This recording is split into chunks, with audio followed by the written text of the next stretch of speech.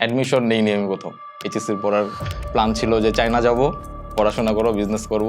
আজ পর্যন্ত চায়না যাই নাই আমি। ইরাম নামটাও কিন্তু আমরা ওইভাবে দেই নেই, একটা নাম দেওয়া লাগবে দেখে দিছি। আর আমরা নাম দেওয়ার আগে এক সপ্তাহ চিন্তা করি, আর ভাই জাস্ট দিয়ে দিচ্ছে জোস। পড়াশোনা শেষ করে সবার ভাই 99% পোলা পায় অ্যান্সার যে পড়াশোনা শেষ করে একটা চাকরি করো, ভালো একটা চাকরি করো বা জব করো। আমার অ্যান্সার কখনো এরকম ছিল না। আমার অ্যান্সার ছিল যে না, আমি চাকরি দিব মানুষকে। খুবই এলিট ক্লাসের মানুষ না হলে 5,000 টাকাটা জুতা কিনাম, তো 10,000 টাকাটা জুতা ডিসপ্লে সেন্টারে রাইখা দিছি। এই জিনিসটা অনেকে আর কি নিতে পারতেছিল না তখন। জুতা সেল করার আগে কি কোনো কিছু সেল করছেন ইরাম বিডির? করছি, অনেক কিছুই সেল করছি।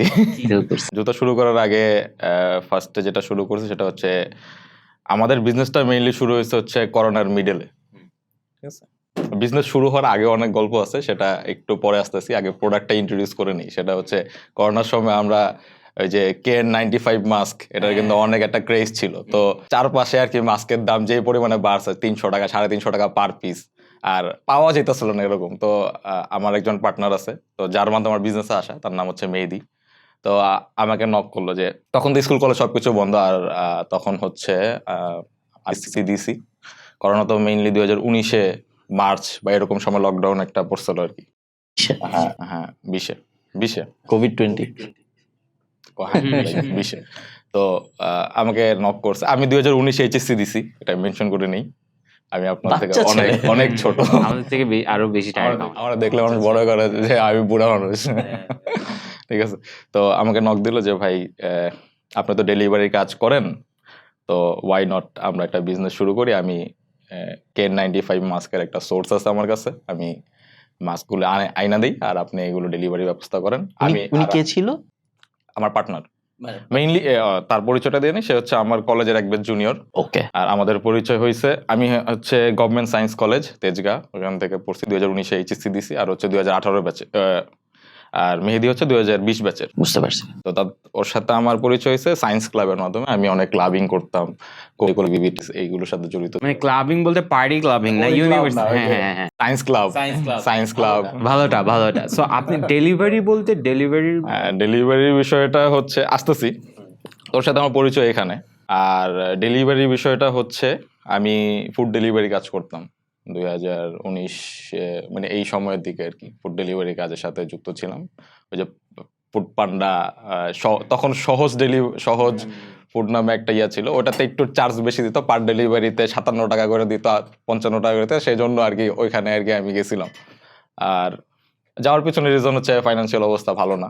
আর এর পাশাপাশি আমি টিউশনিও করতাম। দেখা যেত যে ওই যে টিউশনি করতাম, দেন টিউশনি থেকে বের হয়ে মানে যে অ্যাক্টিভ হইতাম আর কি সহজ অ্যাপে, দেন ডেলিভারি আসতো, আবার ডেলিভারি করতাম, কয়েকটা ডেলিভারি করে আবার রাত্রে 10টা-11টার দিকে বাসায় যেতাম সাইকেল। হ্যাঁ, সবকিছু সাইকেলে হইতো।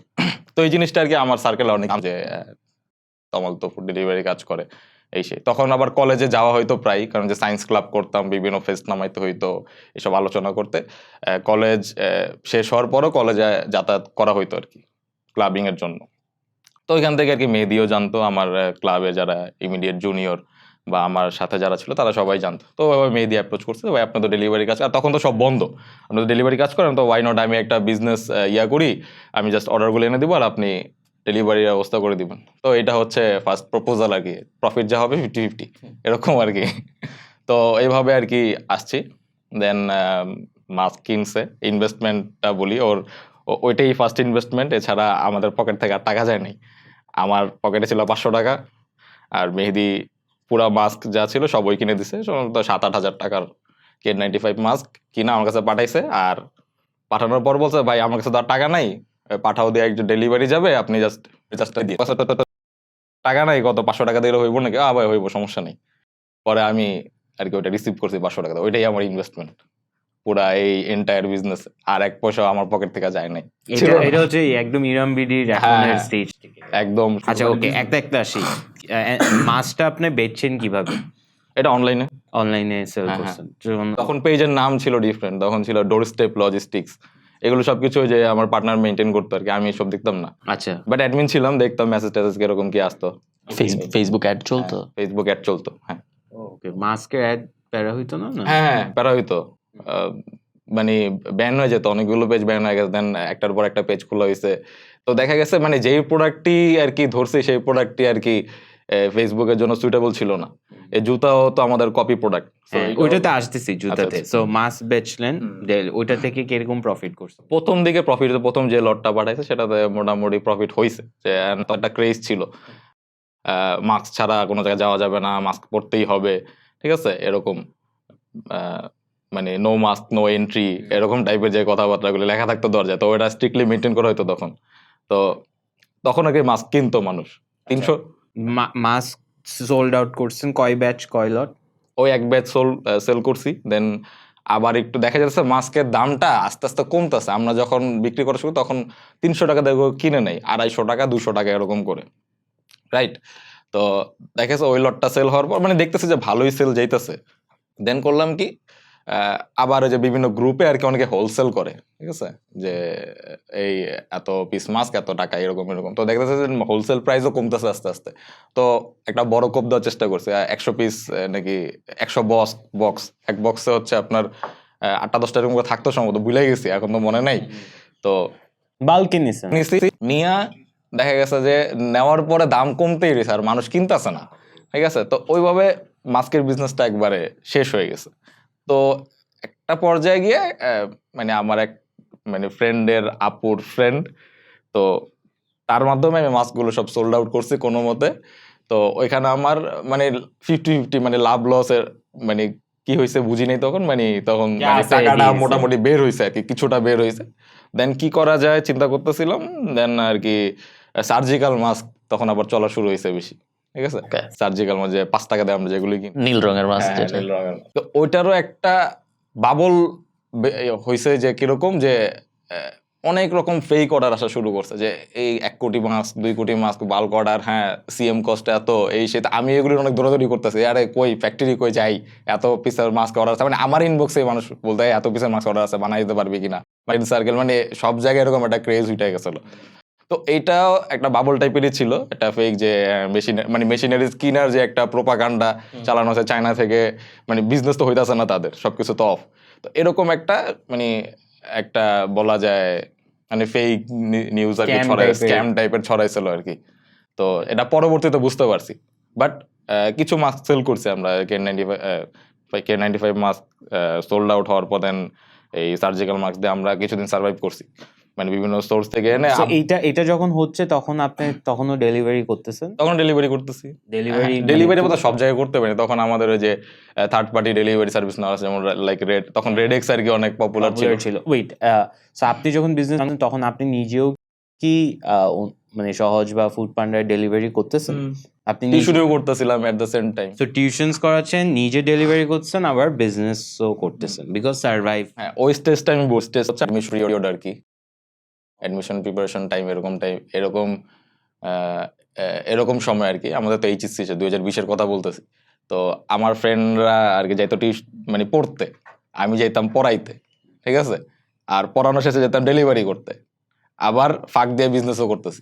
মানে জিনিসটা হচ্ছে এরকম, ঠিক আছে। মানে আমার এই টাইপের বা আমার টাইপের পোলাপাইনরা যেভাবে লাইফ কাটাতো, আমার লাইফটা একটু ডিফারেন্ট ভাবে কাটছে। স্বাভাবিক। আপনি কি কোথাও অ্যাডমিশন নিয়েছিলেন? অ্যাডমিশন নেইনি আমি কোথাও। এইচএসসির পড়ার প্ল্যান ছিল যে চায়না যাব, পড়াশোনা করবো, বিজনেস করব। তো আমি আর কি ড্রপ আউট বলা যায়। তো ড্রপ আউটের একটা ভাব আছে তো এখন। নাইস, ওকে। সো এটা নিলেন, মাস্ক করলেন, মাস্কের ক্রেজ গেল, সার্জিক্যাল মাস্ক ওটারও ক্রেজ গেল, এরপর?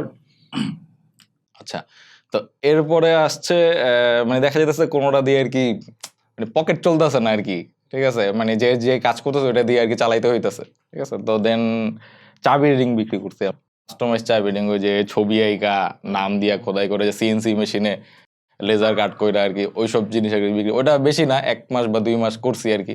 দেখা গেছে যে ওটা তো একটা টাইম লাগতো, যে আপনি অর্ডার দিয়েছেন, আপনি অর্ডারের জন্য 10-15 দিন টাইম দিতে হবে, কারণ একটা বাল্কে অর্ডার নিয়ে আমরা দেন নীল খেতে যাইতাম, নীল খেতে গিয়ে এগুলো বানায় নিয়ে আসতে হতো। ওইগুলো আমার পার্টনার করতো, মেহেদি করতো, আমাকে দেন পৌঁছায় দিত বা আমি যাই রিসিভ করতাম, দেন আমার বাসায় না সব প্যাকেটিং করে পাঠাই। দেখা যেত যে 15 দিন পর তো মানুষ ভাই মারাও যায়, ঠিক আছে। যেখানে 2 দিন পর কাস্টমারটা পাওয়া যায় না বাসায় ডেলিভারি করতে, তো সেখানে 10-15 দিন পরে অনেক প্রোডাক্ট রিটার্ন আসতো আর কি।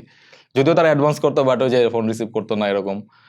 তো দেখা গেছে যে ওটা খাজনার চেয়ে বাজনা বেশি, মানে কষ্টটা খাটনিটা অনেক বেশি। এইটা কিভাবে ঠিক হইতো যে এখনই যে চাবির রিং বেচবো বা এখনই যে এই জিনিস বেচবো, এটা আপনি এবং মেহেদি কিভাবে ঠিক করতেন? তো এটা ঠিক করতাম বলতে মানে প্ল্যানটা মেহেদির কাছ থেকে আসতো, যে আমার তো কাজ ওইটা না যে হ্যাঁ। প্ল্যান দেখা বা সেল করা, ওইটা না, ওইটা মেহেদি দেখতো। দেন আমি আর কি জিনিসটা অপারেশন করতাম, যে আমি জিনিসগুলো মেনটেন করতাম, স্টক রিলেটেড বা ডেলিভারি রিলেটেড সবকিছু আর কি আমার করা লাগতো। বুঝতে পারছি। সো মানে মেহেদির উপরে আপনার শিওর না যে কিভাবে হইতো, ওর মাথায় যেটা আসতো। হ্যাঁ হ্যাঁ রাইট। তাহলে মাস্ক, টিউশনস, চাবির রিং, এরপর আর কিছু ছিল? এরপর আবার মাস্ক আসছে, আবার মাস্ক আসছেন, আচ্ছা এরপর? এরপর জুতা, মাস্ক জুতা একসাথে চলছে পরে। আচ্ছা সেটা একটু ডিফারেন্ট টাইপের মাস্ক ছিল। সেই প্ল্যানটাও মেহেদি বের করছে। সেটা হচ্ছে মাস্কের মধ্যে গুচি, শ্যানেল, তারপর ল্যাকোস্ট, ঠিক আছে, Print. লুই ভিটন, এইসব প্রিন্টের মাস্কগুলি হুট করে আর কি চলা শুরু করছে। এই সার্জিক্যাল মাস্ক চলতেছে না, KN95 মাস্ক তো একবারে শেষ, ওই মার্কেট একবারেই শেষ, ঠিক আছে। যারা মানে হিউজ হিউজ কোয়ান্টিটিতে মাল আসছে, তারা দেখা যায় মানে শিপমেন্ট হয়েছে, ওয়্যার হাউসে পইরা রয়েছে মাল, বাট রিসিভ করতেছে না, কারণ মাস্ক কেনা পরে 2-3 টাকা করে, ঠিক আছে, অ্যান্ড শিপিং চার্জ পার মাসকে আসে 10-15 টাকা। তো এটা লস প্রজেক্ট। তো দেখা যাচ্ছে ওই ওয়্যার হাউসে সবকিছু পয়রা রয়েছে, কেউ রিসিভ করতেছে না, মাস্কের বিজনেস ওইখানেই শেষ, ঠিক আছে। আমারও অনেকে সাথ ছিল দিন শেষে, যে পরবর্তীতে যে ভাই এত তোমার কাছে 5 টাকা করে দিব, তুমি নাও। আমি বলছি না ভাই থাক, মাফ চাই, এটা দরকার নেই, এটা নিতেছে না কেউ।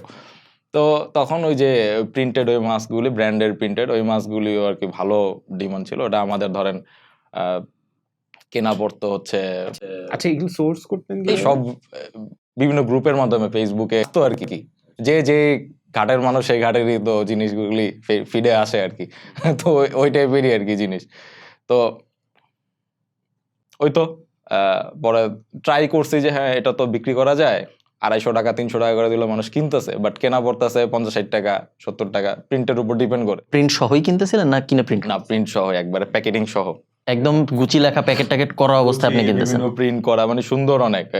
যারা একটু স্টাইলিশ বা ইয়া পছন্দ করে, মানে এমনি একটা KN95 মাস্ক পরতে কেমন লাগে, দেখায় ভালো তো দেখায় না, ওইগুলো বললে আবার একটু মানে একটু কুল দেখায়, ভাইব আসে ওরকম, তাই না? তো সেজন্য মানুষ হিউজ পরিমাণে কিনা শুরু করছে ওইগুলো। দেখা গেছে যে অনেকে 10-15 টা 20 টা করে নিতেছে, বা প্রতি মাসেই নিতেছে, ঠিক আছে, এরকম মানে আমাদের রিপিট কাস্টমার আসতেছে।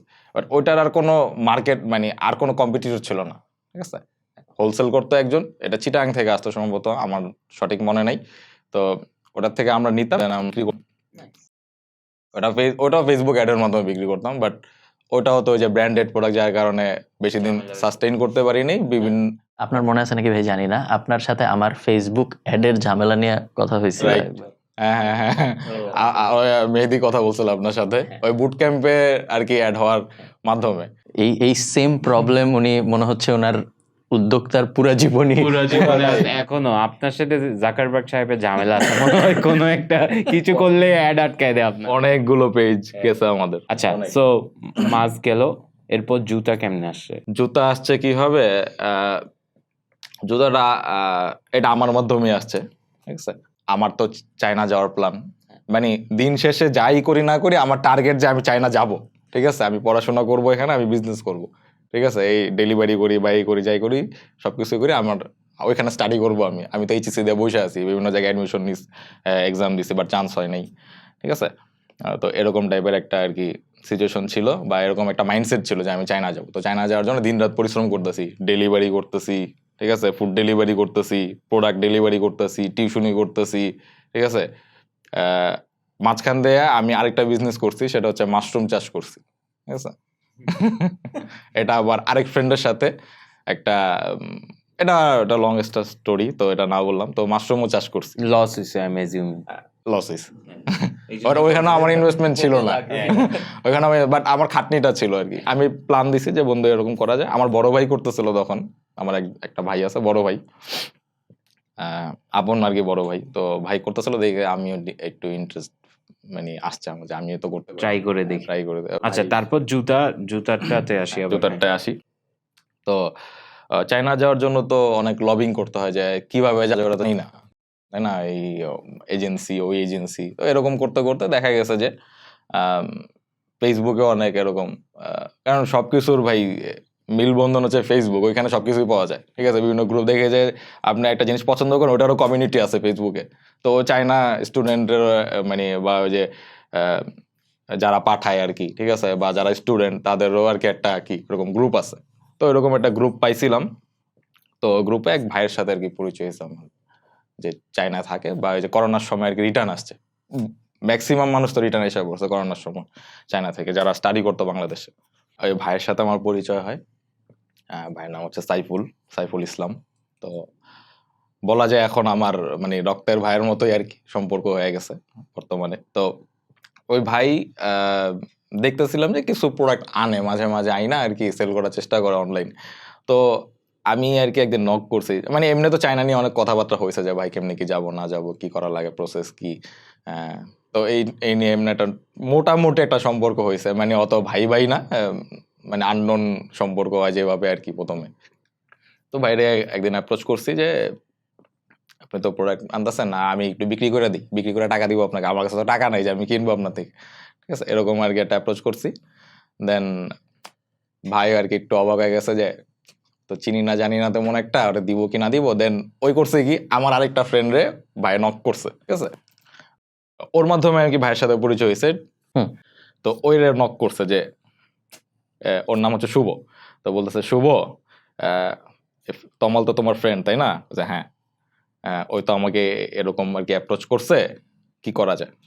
বলছে না ভাই কোনো প্রবলেম নেই, ওর রিস্ক আমি, কোনো সমস্যা নেই, ছেলে ভালো, ঠিক আছে, এরকম এরকম ওই একটা রিপ্লাই দেওয়ার পর ভাই আর কি পরে একটু আর কি বিলিভ করছে, দেন আর কি। গ্যারান্টার হইছে আপনার। হ্যাঁ আমার গ্যারান্টার অনেকেই ভাই, এটা আমি অনেক সময় অবাক, আমি এটা পরে বলতেছি যে আলহামদুলিল্লাহ এটা আল্লাহর। সো আপনি একটা নিয়ম। প্রোডাক্ট ওনার থেকে আপনাকে কনফার্ম করলো যে না উনি ঠিক আছে ছেলে দেয়া যাবে, জুতা তখন আসে নাই। জুতো আসেনি। এটা তাহলে কি আনলেন ওনার কাছ থেকে এখন? ওই যে হেডফোন, তারপর ওই যে এয়ারবাডস, ঠিক আছে, এই টাইপের জিনিসগুলি প্রথমে আর কি সেল করছি আর কি। কিভাবে করছেন? ওটা অনলাইনের মাধ্যমে করছি, বা আমি স্টোরি দিছি, আমার এখনো আর কি মেমোরিজ আসে যে আমি এগুলো ছিলাম, ঠিক আছে। তো ওইটা করছি। দেন দেখছি যে না আমার চাহিদা আছে, পরে দেখি যে ভাই জুতাও আনছে, ঠিক আছে। পরে আমি বললো যে ভাই জুতাও সেল করি, দেন দেখি একটু দামি প্রোডাক্ট যদিও, ঠিক আছে। প্রথমে তো এই হেডফোন আর কয় টাকা, 100 টাকা 120 টাকা এরকম কেনার পর তো 200 টাকা বা 250 টাকা বিক্রি করতাম। তারপরে এয়ারপডস ওইগুলো ধরেন 300-400 টাকা কেনার পর তো 700-800 টাকা বা 1000 টাকা এরকম রেঞ্জের মধ্যে বিক্রি হতো। বাট জুতা জিনিসটা ওই যে তখন 800 টাকা 700 টাকা এরকম আর কি কেনা পড়তো ভাই থেকে। আমি এগুলো কি ইরাম নামে? তখন এরকম আসে নাই, আচ্ছা।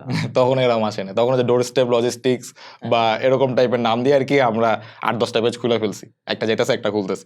জুতা নিলাম, দেন দেখতেছি যে অ্যাড চালাইলাম, বিক্রি হইতেছে বা ফেসবুক থেকেও নিতেছে, আমার ফেসবুকের ফ্রেন্ড সার্কেলও নিতেছে আর কি। এভাবে আর কি মোটামুটি একটা কনফিডেন্ট পাইছি যে হ্যাঁ এটা সেল করা যায়, এটাতে লাভও আছে ভালো, ঠিক আছে, মোটামুটি 50% প্রফিট থাকে।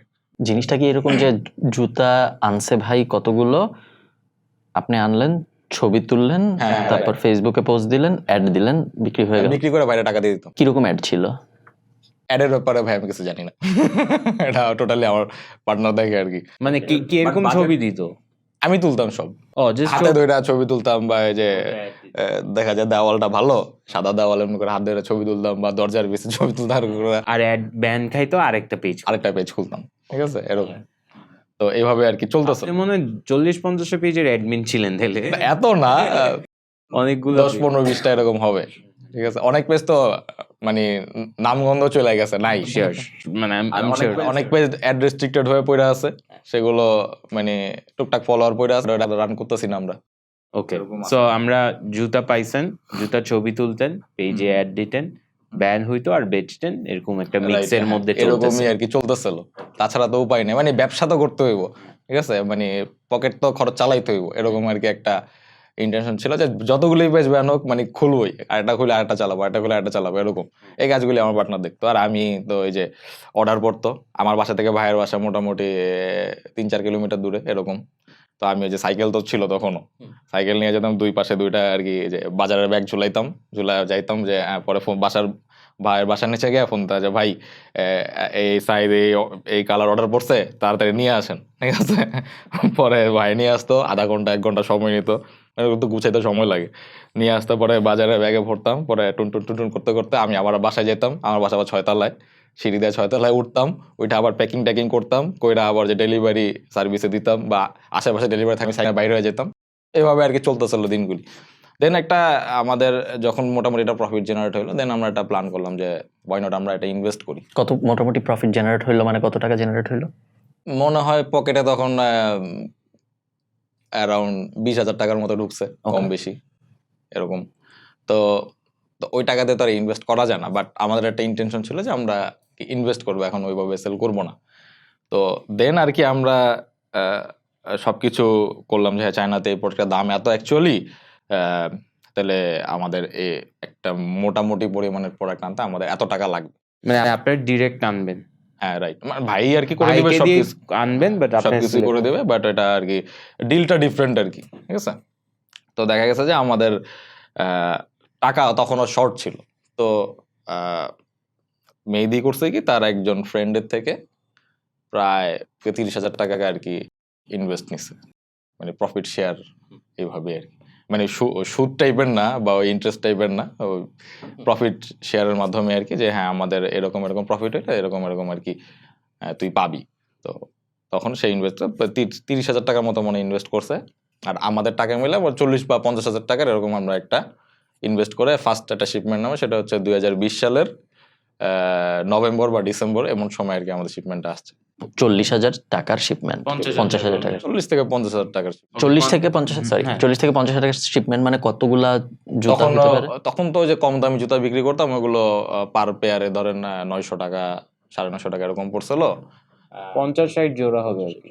50-60 জোড়া, রাইট, 60 জোড়া এরকম, মানে 3 কার্টন পার কার্টনে 20 পেয়ার করে 3 কার্টন প্রোডাক্ট নামাইছি। এগুলা কোন জুতা হবে, কোন ব্র্যান্ডের রেপ্লিকা হবে, বা কি রকম, মানে এইটা কেমনে সিলেক্ট করতে? এটা সিলেক্ট করছি কিভাবে, আমরা তো কিছু রিসেলে যে বিক্রি করে আসছি, বিক্রি করে আর কি আমরা দেখছি যে না এই প্রোডাক্টটা চালানো যায়। ও দেন আর কি আমরা যে ডিসাইড করছি যে না এই প্রোডাক্টের আরেকটু ভালো কোয়ালিটি আমরা আনবো। এটা তো 1,000-1,200 টাকা বিক্রি করতেছি, আর ওইটা আমরা ধরেন 1500-1600 বা 2,000 টাকা বিক্রি করবো। তো ওই তো আমাদের আনছি 900 টাকা বা 950 টাকা কস্টিং পড়ছে, অ্যাড চালাইছি, দেন বিক্রি করে আমরা তো 1500 বা 1600 টাকা বিক্রি করছি। দেন ধরেন অ্যাড কস্টিং বেড়ে যাওয়ার পরে আমরা সেটাকে আবার 2,000 টাকা পর্যন্ত বিক্রি করতে পারছি।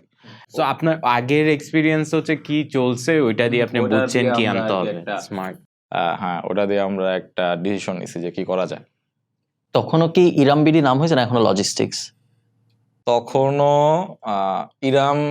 ইরাম বিডি হইছে অ্যান্ড লজিস্টিক্সও ছিল, দুইটাই চলতেছে তখন। ইরাম নামটাও কিন্তু আমরা ওইভাবে দেই নেই, মানে সিলেক্ট করি নেই, কি একটা নাম দেওয়া লাগবে দেখে দিছি। আপনি ধরে নিছেন যে এই পেজার থাকে কয়দিন। আর আমরা নাম দেওয়ার আগে এক সপ্তাহ চিন্তা করি, আর ভাই জাস্ট দিয়ে দিছে জোস। তারপর এইগুলি সব মেহেদি করতো। ইরাম দিছিল, ওইটাও ব্যান খাইছে, দেন ইরাম বিডি দিছে, ঠিক আছে এরকম। ওইটা ব্যান খাইছে সেম কারণে। আপনারা কখনো চিন্তা করেন না যে ব্যান খাচ্ছে কেন, ওইটা আগে ঠিক করি। এটা তো আমরা বুঝতেছি যে কপি প্রোডাক্ট, এটা তো ওরা তো মানে যে ফাইন্ড আউট করে দিতেছে যে হ্যাঁ তোমার এই জন্য আর কি আমরা ব্যান করে দিতেছি, ঠিক আছে। 50-60 জোড়া পুরোপুরি বিক্রি হয়ে গেছে অ্যাড দিয়ে, কোনো সমস্যা? হ্যাঁ পুরো বিক্রি হয়েছে। দেন আমরা আবার ওই টাকা কত টাকা লাভ হয়েছে এই 40-50? ওইভাবে তো আসলে গুণা না, টাকা আসে ওই টাকাটা আমরা আবার লাগাই দিই। আনুমানিক ডাবল ধরেন আরো 50,000 প্রফিট হবে এরকম, না আরো কম? এরকমই 40-50 টাকা যখন আমাদের ক্যাশ দেন আবার একটা শিপমেন্ট, এখান থেকে আমরা কেউই 1 পয়সা উঠাই নেই। চলতে ফিরতে যা লাগে, মানে চলতে ফিরতে বলতে মানে ট্রান্সপোর্ট কস্ট, এই ওয়্যার হাউস থেকে বাসা পর্যন্ত মাল আনা বা যে কস্টেপ কেনা বা প্যাকেজিং কেনা, এইসব কিনতে যা খরচ হবে ওইখান থেকে আমরা নিই। আপনারা চলতেন কিভাবে তখন? ওই যে আমি টিউশনি করতাম, ও তখন আপনি আমি বাড়িতাম, হ্যাঁ যে প্রোডাক্ট অর্ডার করলে আমি ডেলিভারি কস্ট কত 70 টাকা 80 টাকা নিতাম বা 100 টাকা নিতাম, আমি ডেলিভারি দিতাম, ওইটাতে আমার চলতো। আর মেহেদি তোর বাসায় বসে সবকিছু করতেছে, সবকিছু তো অফলাইনে আমি সামলাইতেছি, যার কারণে আর কি আমার কস্টিংটা আর কি লাগে একটু টুকটাক, যদি প্রয়োজন 100-200 টাকা আর কি নিতাম, এর বেশি না। আর আমার তো যে টিউশনি চলতেছে, দেন আমি মাশরুমের কাজও করতেছি, ঠিক আছে, ডেলিভারি কাজও করতেছি, আমার এইভাবে আর কি চলতো। সো সেকেন্ড ব্যাচ আনলেন আবার সেম প্রসেসে, এবং তারপর সেকেন্ড ব্যাচও বিক্রি হয়ে গেল। সেকেন্ড ব্যাচও আর কি বিক্রি হইতাছে। জুতার ব্যাপারটা কি আপনি একবারে পুরো লট শেষ করতে পারবেন না কোনোদিন, কারণ এখানে সাইজের ব্যাপার আছে, 40 থেকে 45 পর্যন্ত সাইজ এরকম হয়, ঠিক আছে। তো আপনার 40 বিক্রি হলে 45 বিক্রি হবে না, 42 বিক্রি হলে 43 বিক্রি হবে না, বা সব সাইজ একবার শেষ হবে না। তো আপনার জুতার বিজনেস কন্টিনিউ করার জন্য আপনার মানে ব্যাকলটের প্রোডাক্ট থাকবেই, অ্যান্ড ওটা মিলে আনাইতে হবে। সরি ভাই, মাঝখানে থামাইছি, রাখবেন না। কোন এরা এমনি পার্সোনাল ইন্টারেস্ট থেকে, এটা হয়তো আমিন তো জুতা বেচে না, বাট ও জামা কাপড় বেচে, জামা কাপড়ের সাইজের বিষয় থাকে। সো দুইজনের কাছেই প্রশ্ন, বাট মেইনলি আপনার কাছে প্রশ্ন যে কিভাবে ঠিক করেন যে কোন 41 আনবো না 42 আনবো, না কোনটা বেশি আনবো কোনটা কম আনবো, এটা কেমনে ঠিক? আমার মাথায় একই কোয়েশ্চেন আসছিল যে কোন সাইজটা বেশি চলে। 42-43, 41-42-43 এটা বেশি আনা হইতো আর কি। এই সাইজের মানুষজন আর কি বেশি এভারেজ হাইটের, মানে হাইটের একটা ব্যাপার, হাইটের সাথে পায়ের রেশিওর একটা কিন্তু ব্যাপার থাকে, সবার সাথে মিলে না, আবার এটা কম বেশি হয়। বাট কত 40 41, 42, 43 41 42 43 সবচেয়ে বেশি বেশি আর চলে। সবচেয়ে কম চলে হচ্ছে এর একদম নিচেরটা না একদম উপরেরটা? দুইটাই আর কি। 40, 44, 45 একটু কম চলে, কারণ অত বড় পা সবার হয় না। বাট বাংলাদেশে তো হয় বাট না। দেখা যায় যে ভাই এই থিওরিতে ভাই সবসময় চলতে পারবো না, পরের লট আনছি দেখা যায় 44 শেষ।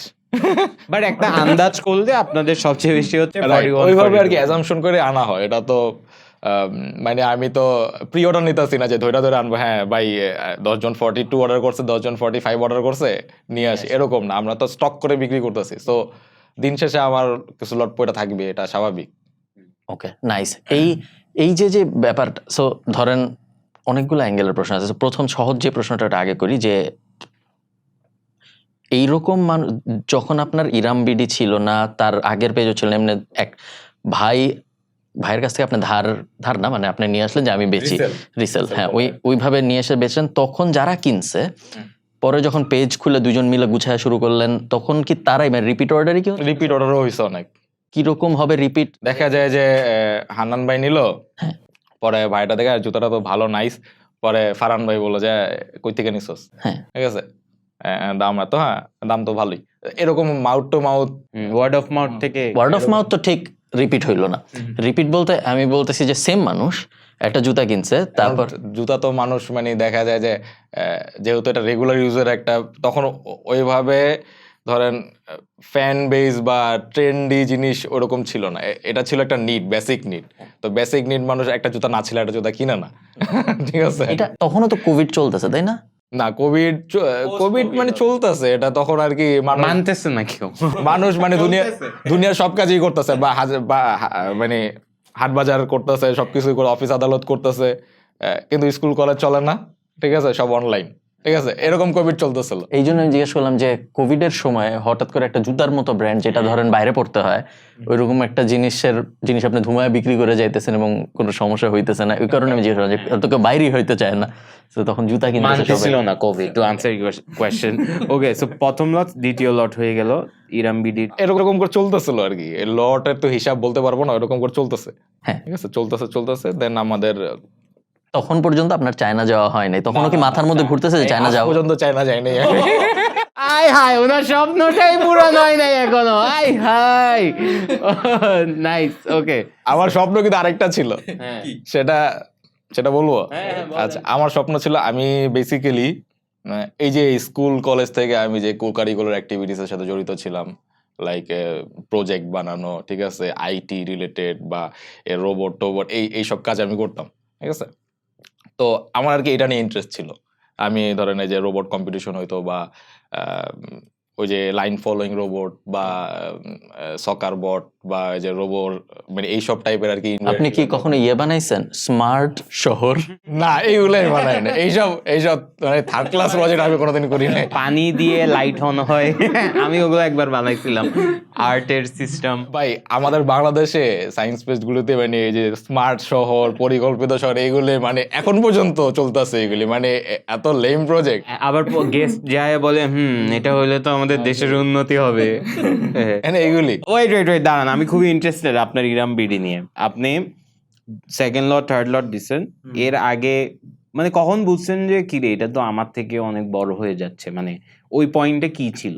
ওই পয়েন্টটা আরো অনেক পরে আসছে। ও আচ্ছা, আমার প্ল্যানটা আগে বলে যে আমি কি করতে চাইছি, সেটা শেষ করি। সেটা হচ্ছে তো আমি যেই কাজগুলি করতাম সেটা আমার প্যাশন থেকে করতাম, যে হ্যাঁ যে রোবট নিয়ে তো ইন্টারেস্ট অনেক, আমি তো ওইখান থেকে আর কি চায়না যাওয়ার প্ল্যান হয়েছে, যে রোবোটিক্স কিন্তু বাংলাদেশে তখন স্টাডি হয় না। লাইক ঢাকা ইউনিভার্সিটির একটা সাবজেক্ট আছে, এখন নামটা মনে নাই, তখন ছিল একটা ডিপার্টমেন্ট আছি, তো ওয়ার্ল্ড ইউনিভার্সিটিতে আর মানে সেম ডিপার্টমেন্ট ওইখানেও ছিল আর কি।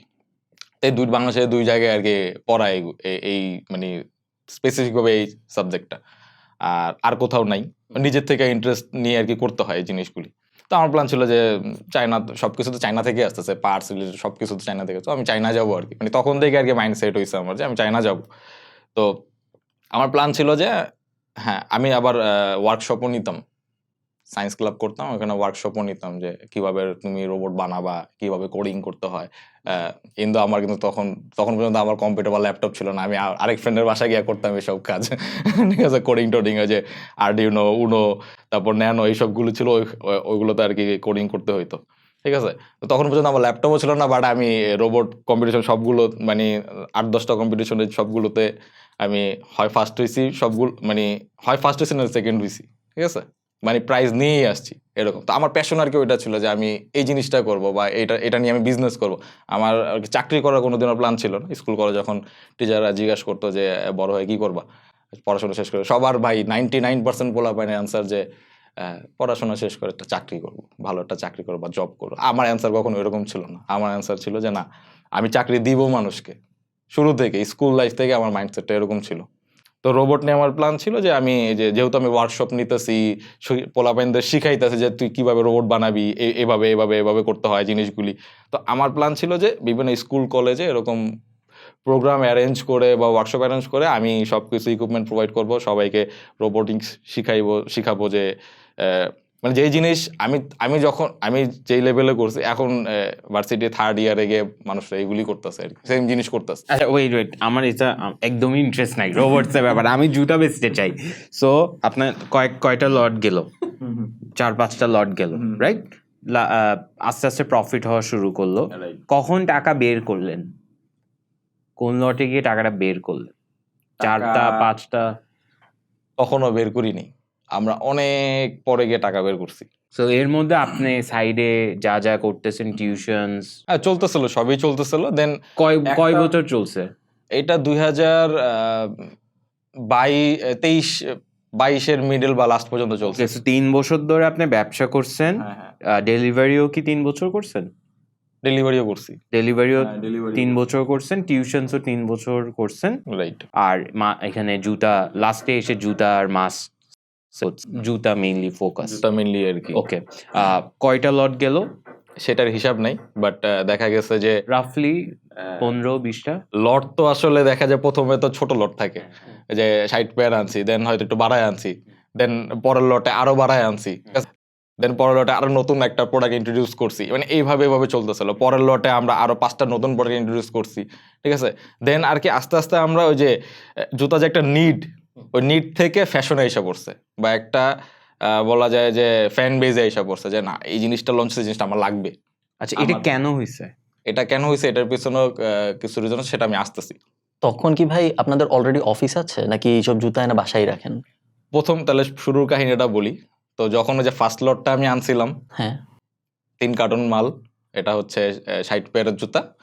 তো আমি প্রথমে আর কি খুশি মনে বাসায় উঠাইছি আর কি।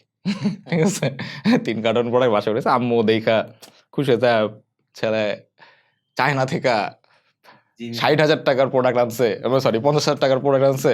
আশেপাশে আর কি এই যে পাশের বিল্ডিং এর ভাবি, ঠিক আছে, দেখছে, ওইখানেও বলতেছে এরকম। তো আমার আর কি ভালোই লাগছে।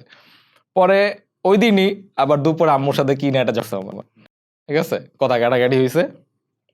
তো আম্মু আর কি তুইও বাইরে, তোর জুতা ঠিক আছে এরকম। তো জুতাগুলি সব আমার রাখার বাসায় সুযোগ ছিল না, আমি জুতা নিয়ে সুন্দর মতো বের হয়ে গেছি। আমি বাসায় ছিলাম, আমি খালি জুতাগুলি বের করছি। তো রাখলেও হোশ আছে যে নিজে তো বাইরে থাকতে পারবো না এখন। রাইট, তো ওই জুতাগুলি নিয়ে আমি একটা আর কি একটা ম্যাচে একটা রুম 4-5 জন তো থাকে একটা ম্যাচে, তো একটা সিট ভাড়া নিয়ে আমি প্রোডাক্টগুলো রাখছি আর কি, কোনো মতে আর কি রাখছি। ওটাও 6 তলায়, মানে সিঁড়ি দিয়ে উঠা লাগতো, লিফট নাই আর কি। ঠিক আছে, এরকম আর কি একটা অবস্থা। তো যত অর্ডার আসতো, মানে এগুলি তো সব আমারই হ্যান্ডেল করা লাগছে। শুরুর দিকে যখন মেহেদি বলছে ভাই আপনি খালি ডেলিভারি কাজ করবেন, এখন দেখা যাচ্ছে সব মানে পুরা বিজনেসটাই আর কি আমার দেখা লাগতেছে, কেমনি কি করা লাগবে না লাগবে সবকিছু আমারই করা লাগতেছে। ঠিক আছে, তো তো ওইভাবে আর কি ওই জায়গায় রাখছি। দেন ওইখানে দেখা যায় যে যখন সবাই থাকতেছে বাসায়, আমি সব কার্টুন নামায় জুতা আওলা জলা কইরা সবকিছু এই যে প্যাকিং ট্যাকিং করতেছি, ওইগুলো নিয়ে আবার আমি আমার বাসা 6 তলায় যেতাম, ঠিক আছে, ওইখানে আবার প্যাকিং করতাম, ঠিক আছে, মানে ওই 6 তলা থেকে নামায় দেন আবার আরেক 6 তলা উঠা ওটা প্যাকিং করতাম, দেন 6 তলা থেকে নাইমা দেন ডেলিভারির কাজে যেতাম বা ডেলিভারি সার্ভিসে দিতাম, এরকম চলতো আর কি জিনিসগুলি। তো ওখানে যারা থাকে তাদের ডিস্টার্ব হইতেছিল অনেক, যে হ্যাঁ থাকার জায়গায় তুমি গোডাউন বানায় ফেলেছো, এটা তো ঠিক না, তাই না? তো দেন আর কি করছি কি একটা আরো, এটা অনেক পরে যখন বিজনেস আরেকটু বড় হয়েছে, যে ওখানে রাখা যেতেছে না, বড় একটা লট অর্ডার দিছে, এটা তো এখানে রাখাই যাবে না, পুরো রুমই ভরা যাবে। তো আমি একটা রুম ভাড়া নিছি 5,000 টাকা, এরকম একটা রুম ভাড়া নিছি 3 তলায়। ওটা একটা ভাঙাচোরা বাসা, উপর টিন শেড, উপরে একটা জালি টালি দেওয়া কোনো মতে আর কি, বৃষ্টি পড়লেও একবারে টপ টপ টপ টপ করে আর কি, এরকম অবস্থা।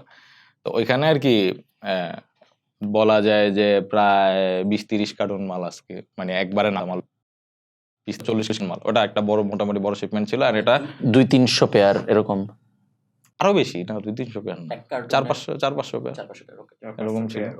আর ওইটা ছিল 2022-এর ঈদকে টার্গেট করে। তখন আর কি ইরাম বিডি আসছে, ইরাম বিডি শুরু হয়েছে 2000 বলা যায় 22 থেকে বা 22 থেকে শুরু হয়েছে আর কি। এবং তখন ইরাম বিডি নামে পেজ চালায়, ঠিক হলো মোটামুটি যে আপাতত অনেকদিন এটাই করবো, এইটাই করবো। দেন করছিও, করার পর এটাতে মোটামুটি 8-10 হাজার 15 হাজারের মতো ফলোয়ার্স হয়েছে, দেন এটাও চলে গেছে। এটা অনেক বড় একটা কষ্ট লাগছে, যে তখন আমাদের জেনুইন কাস্টমার ছিল, এরকম একটা ফ্যান বেস ছিল না, জুতা কিনলে ইরাম মানে চিনি, এরকম ফেসবুকে একটা রিনাউন্ড, ঠিক আছে, যে অ্যাড আসে, ঠিক আছে, অ্যান্ড অনেকে যে ওয়ার হাউসে এসেও নিত, ঠিক আছে, মানে আর পেজে অনেক রিভিউ ছিল, মানে 5 স্টার ছিল আমাদের, অনেকগুলো রিভিউ ছিল, হ্যাঁ না এদের জুতা ভালো, যে তখন আমাদের রেঞ্জ ছিল হচ্ছে 2500, 2000, 3500 সর্বোচ্চ, এরকম রেঞ্জের আমরা জুতা বিক্রি করতাম। লাভ কত থাকতো একটা জুতায়? থাকতো ভাই, ভালোই থাকতো, হাফ 50%। 50% থাকতো, ঠিক আছে। তারপর অ্যাড এর কস্টিং তো অনেক কিছু আর কি অ্যাড হয় দিন শেষে আর কি, তো তখন একটু কমে যেত আর কি, বাট ভালো আর কি প্রফিট হইতেছিল। তো তখন আমরা ওই যে ডিজাইন মাস্ক গুলি বিক্রি করা আর কি অফ করে দিছি। যখন জুতা একবার আমরা পুরো দমে শুরু করি, তখন আমরা ওই মাস্ক, বাট ওইটা থেকে আমরা অনেক ভালো প্রফিট হয়েছিল, ঠিক আছে। বাট প্রফিট গুলো দিন শেষে কমে যায়, সেটা আর কি হিসাব থাকে না, মানে এই জিনিসটা আমি রিলেট করতে পারি না। বাট আমরা যদিও টাকা তুলতেছি না, বাট তারপরও আর কি ওইভাবে হিসাবটা মিলে, তখন তো ভাই বিজনেস জিনিসটা যে মানে করতে হবে, জিনিসটা এইভাবে আগাবে, এইভাবে বড় হবে, মানে ওইরকম কোনো প্ল্যানিংই ছিল না। আমি তো বললামই প্রথমে যে আমি তো আসলে মানে এরকম বিজনেস করার প্ল্যান ছিল না কখনো। আমার প্ল্যান ছিল হচ্ছে রোবোটিক্স নিয়ে, যে পোলাপানদের শিখাবো, ওদের কাছে আমি ইকুইপমেন্ট বিক্রি করে আমি একটা ওয়েবসাইট দাঁড় করাবো, আমার বিজনেস ছিল। জুতা বিক্রি করবো এরকম মানে প্ল্যান, বা এটা দিয়ে বড় হব বা এটা স্কেল আপ হবে, এরকম প্ল্যান আসলে কখনো। এমনিতে আপনার নিজের বা মেহেদির বা যে ভাইয়ের কাছ থেকে আনছেন উনার, আপনাদের কারো কি এমনিতে এই যে স্নিকার্স মার্কেট, জুতার মার্কেট, এয়ার জর্ডানের দাম বেশি, অমুক জুতার দাম কম, এই দুনিয়ার ব্যাপারে কি আপনাদের কারো কোনো আগ্রহ ছিল এর আগে? প্রথম দিকে ছিল না, পরবর্তীতে আসলে বিক্রি করার জন্য তো অনেক ট্যাকটিক্স আছে, সো ওই জিনিসগুলি আমি অ্যাপ্লাই করছি পরবর্তীতে, হ্যাঁ, ঠিক আছে। যার কারণে আমার এটা নিয়ে অনেক স্টাডি করতে হয়েছে, রিসার্চ করতে হয়েছে, যে হ্যাঁ এয়ার জর্ডান এই জুতা 2500 টাকা বিক্রি করতেছে, এটা তো আরো ভালো কোয়ালিটি হয়, ঠিক আছে। এটা তো অ্যাকচুয়ালটা এরকম না, এটার টাংটা এরকম থাকবে, এটার লোগোটা এরকম থাকবে, এটার লেদারটা এরকম থাকবে। সো পরবর্তীতে আমরা কোয়ালিটি আপগ্রেড করছি অনেক। আর এটার যে একটা ফ্যান বেজ আছে, এটার উপর একটা হিস্ট্রি আছে, জর্ডানের হিস্ট্রি আছে একটা, যে 1980 বা 85 সালে আর কি এটা লঞ্চ হয়েছে, জর্ডানের মাধ্যমে সে বাস্কেটবল প্লেয়ার ছিল। তো হিস্ট্রি তো হয়তো আপনারাও জানেন অনেকে, ঠিক আছে।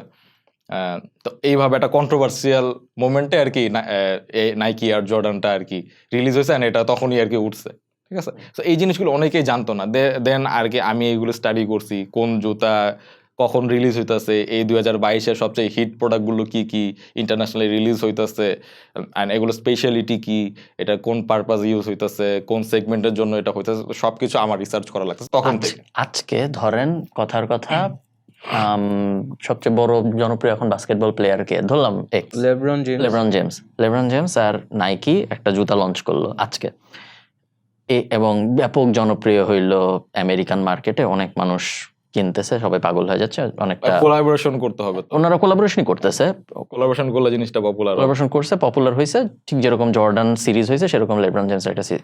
এই ধরনের এটা হয়েছে জানুয়ারি মাসে। কি মনে হয় আপনার রিয়েলিস্টিক্যালি ইরামবিডির বসুন্ধরা আউটলেটে ওইটার একটা খুব ভালো রেপ্লিকা পাইতে, এটা যদি জানুয়ারিতে ঘটে থাকে, এটা ঘটতে কতদিন লাগবে আসলে? এটা ফেকটা আগে রিলিজ হয়ে যায়, অরিজিনালটা আগেই রিলিজ, মানে আগেই বের হয়, এগুলো লিক টিক আগেই বের হয়। তো চায়নাতে এগুলো বেসিক্যালি সবই চায়না থেকে হয়, সব এক জায়গা থেকেই হয়। অরিজিনালও চায়না থেকেই হয়, এটা অনেকে জানে না।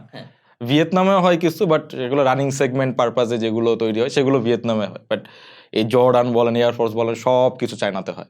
তো ওদের কাছে তো প্রোটোটাইপ আছেই যে ভাই হ্যাঁ এই জিনিসটা এরকম, এটা রিলিজ হয়েছে অমুকের সাথে কোলাবোরেশন, আমরাও মানে কপি ফ্যাক্টরিগুলিতে তো ধুমায়া বানানো শুরু করে দেন।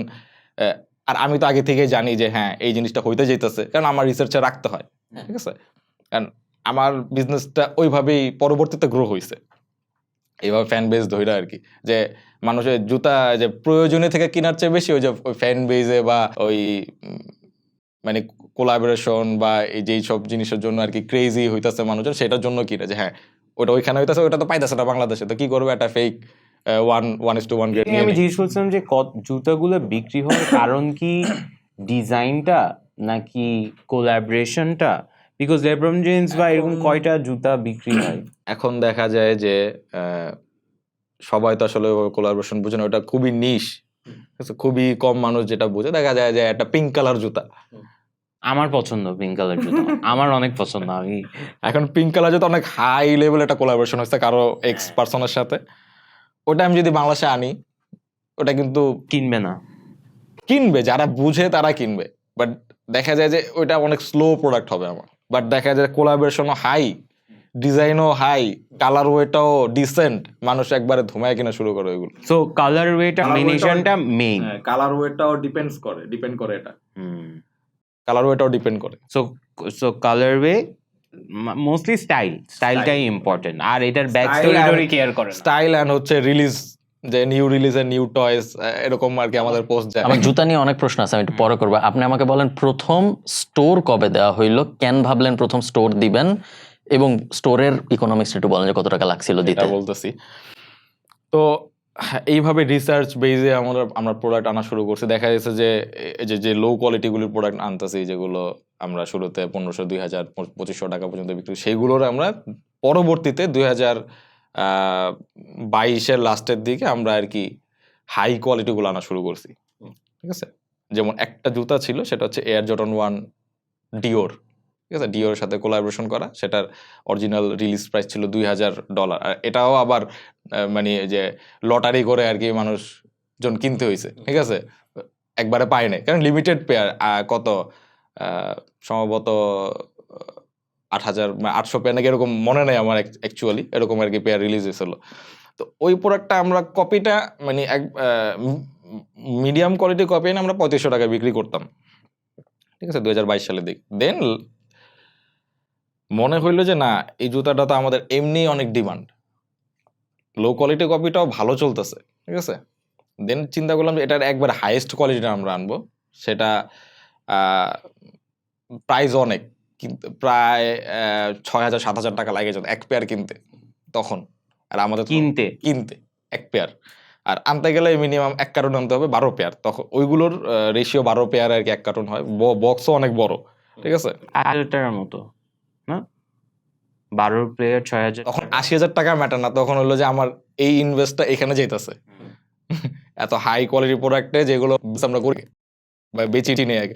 বাট ওটা ইন্টারেস্ট থেকেই যে আমাদের যে প্ল্যান ছিল যে এরকম যেহেতু আমার ভালো লাগে, আমি ওই স্নিকার কালচারের সাথে জড়িত হয়ে যেতেছি এইসব রিসার্চ করে বা কাস্টমারদের ডিমান্ড বুঝে, তো আমি ওয়াই নট আমি একটা স্টেপ নেই যে একটা ভালো কোয়ালিটি, একবার হাইয়েস্ট কোয়ালিটিটা আনি, ঠিক আছে। তো তখন আর কি আমরা আনছিও, ঠিক আছে।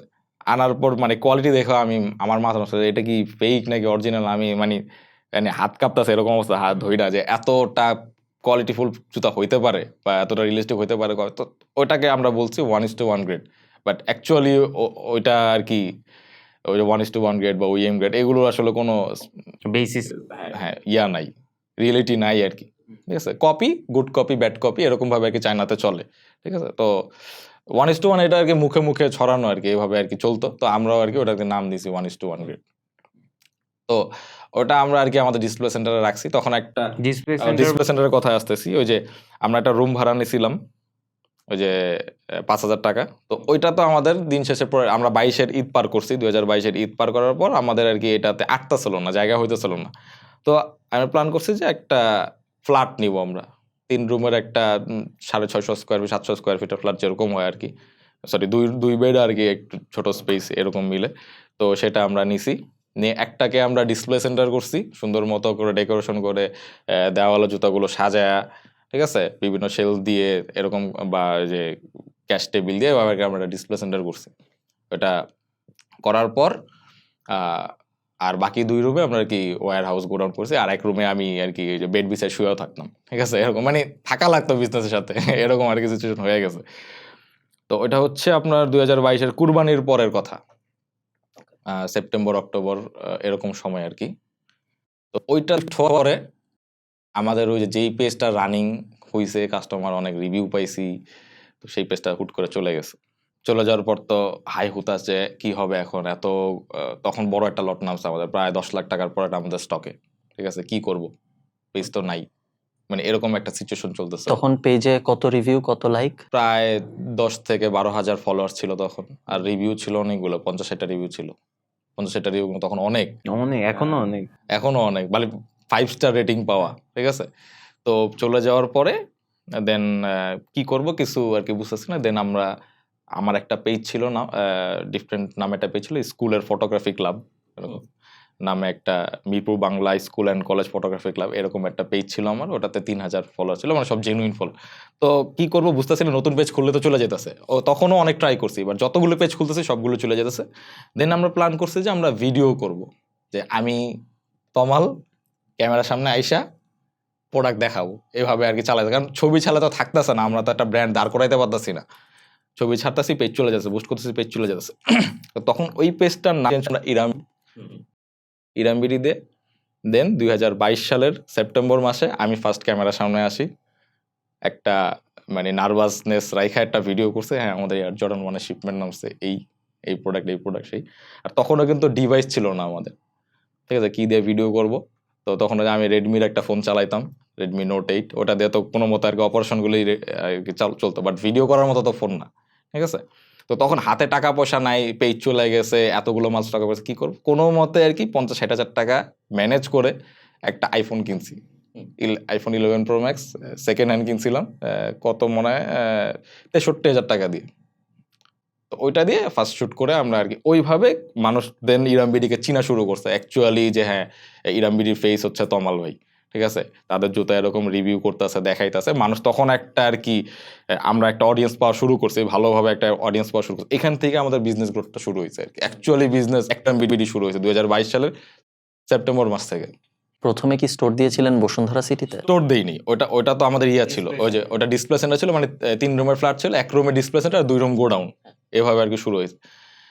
দেন এভাবে চলতেছে আমরা যে ভালো প্রোডাক্ট আনা শুরু করছি, যে ডিওর ওই প্রোডাক্টটা আইনা আমরা মানে ওটা তো বিক্রি করবো কি না করবো, কেমনে করবো এটা তো জানি না। তখন ওটার প্রাইস ট্যাগ দিয়েছি 10,000 টাকা।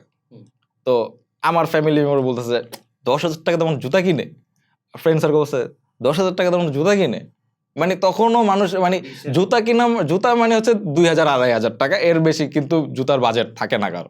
বা জুতা কিনা মানে হ্যাঁ এত টাকার মধ্যে জুতা হবে, 5,000 টাকাতে জুতা কিনবে, এটাও মানুষ তখন আর কি খুবই এলিট ক্লাসের মানুষ না হলে 5,000 টাকাতে জুতা কিনে না। তো 10,000 টাকাটা জুতা ডিসপ্লে সেন্টারে রাইখা দিছি, এই জিনিসটা অনেকে আর কি নিতে পারতেছিল না তখন। আমার ভরসা ছিল যে না, এটা মানুষ কিনুক বা না কিনুক, এটা আমার ব্র্যান্ডের ভ্যালু বাড়াবে।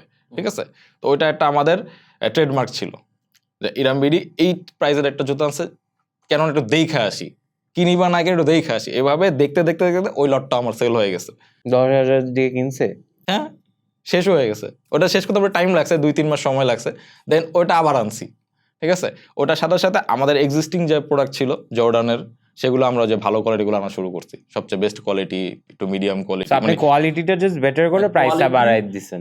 হ্যাঁ, কোয়ালিটি বেটার করে প্রাইস বাড়ছে। প্রাইস তো এমনি বাড়ে নাই, কোয়ালিটির জন্যই বাড়ছে। আসলে একটা প্রোডাক্টের 7-8টা কোয়ালিটি হয়, ঠিক আছে। অ্যান্ড আমি মানুষকে ওয়ানমার্কে দেখাচ্ছে যে এই যে এইটা হচ্ছে এ গ্রেড মানে বেসিক কোয়ালিটি, এটা হচ্ছে ওএম গ্রেড, এটা বেটার কোয়ালিটি, আর এটা হচ্ছে 1:1 গ্রেড বেস্ট কোয়ালিটি। মানে আমি আমার কাছে তিনোটা ছিল, আমার কাছে তিনোটাই ছিল।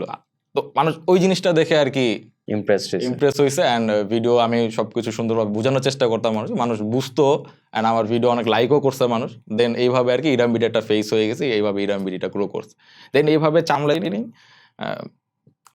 মানুষ দেখা গেছে যে তখন 2023 সালের রমজান মাসে এমন হয়েছে যে মানে ওটা তো নিচতলায় ছিল, ফ্ল্যাটটা নিচতলায় ছিল, মানে এই গ্যারেজ দিয়ে মানে একটা লাইন লেগে গেছে এরকম মানুষের, যে মানে জুতা কেনার ক্রেজ, ঠিক আছে, মানে সামলায় উঠতে পারিনি। তো তখন এরপরে আমরা আর কি প্ল্যান করছি যে আমরা আউটলেটে যাব আর কি, ঠিক আছে।